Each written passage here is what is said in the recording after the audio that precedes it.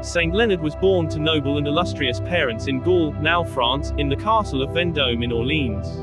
Born into Frankish royalty, he belonged to the court of King Clovis, and his relatives were dignitaries, military commanders and people of both privilege and society. Leonard was baptized by future Saint Remigius, and the king, himself, stood as sponsor for him. While he was still very young, the kingdom was threatened by an invading army. The queen, knowing of Leonard's Christian faith, jokingly suggested to Leonard that he invoke the help of his god to repel an invading repeal the attack.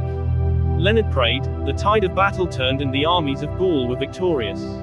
Saint Remigius used this miracle to convert the king and thousands of followers to Christianity.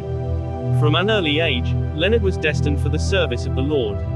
As he matured, he was so moved by the holy examples of Saint Remigius, Archbishop of Reims, that he renounced the world in order to lead a more perfect life.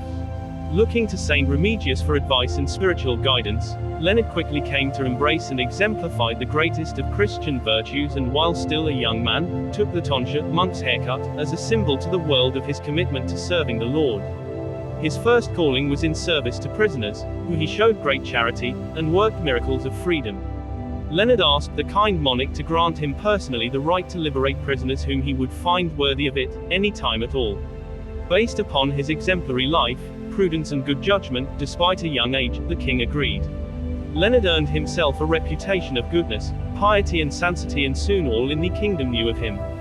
He became a person of pilgrimage, with the sick and poor traveling great distances for his healing and charity. To each, he devoted himself, not only taking care of their physical needs but teaching them the virtues of patience and love and instructing them in the ways of sound doctrine.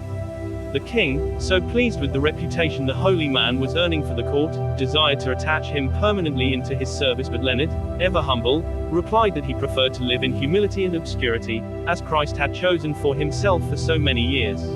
With the king's permission, Leonard retired to a monastery in Orleans. Saint Maximin, the abbot of the monastery, saw to it that Leonard was soon ordained a deacon, which office he accepted out of obedience. However, Leonard did not aspire to any additional ecclesiastical dignities. Rather, he desired a life of austerity, sanctification and preaching, the latter task taking him from the monastery to the pagans of the province of Limoges. On his evangelical journeys, Leonard discovered a nearby mountain, heavily forested and rich in solitude.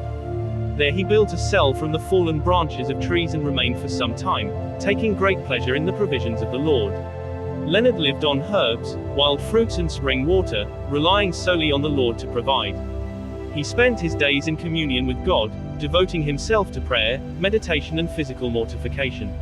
Somehow, he was still found by those who sought him and continued to work miracles for the people through his devotion and suffering. For example, from his prayers, the spouse of a nearby king successfully delivered a healthy child following a difficult labor.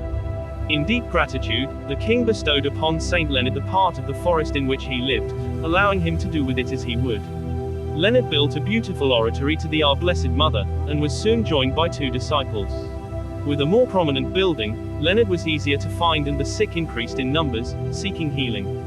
Similarly, word of Saint Leonard's charity toward those in prison spread, and following prayers for his intercession, prisoners reported witnessing their chains break before their eyes. These prisoners would then travel in pilgrimage and thanksgiving to Saint Leonard, dragging their heavy chains and offering them in homage. Soon, a large collection of chains and leg irons could be found at the oratory. Saint Leonard treated each of these free prisoners with respect and dignity, offering those who wished a tract of land in the forest on which to begin anew.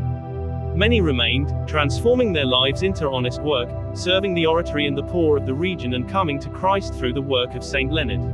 Eventually, a monastery was constructed, attracting an even greater number of disciples. He fell ill while traveling, and as the end of his time on earth grew near, he miraculously had himself transported back to the oratory of Our Lady, where he died. Numerous miracles of healing and freedom continued to occur, and he remains a popular saint of intercession throughout France and Europe. After his death, churches and monasteries were widely dedicated to him throughout Europe, including in France, England, Belgium, Spain, Italy, Switzerland, Germany, Bohemia, Poland and many other countries. Pilgrims continued to travel long distances to his tomb, and over 4,000 miraculous favors have been recorded at his intercession.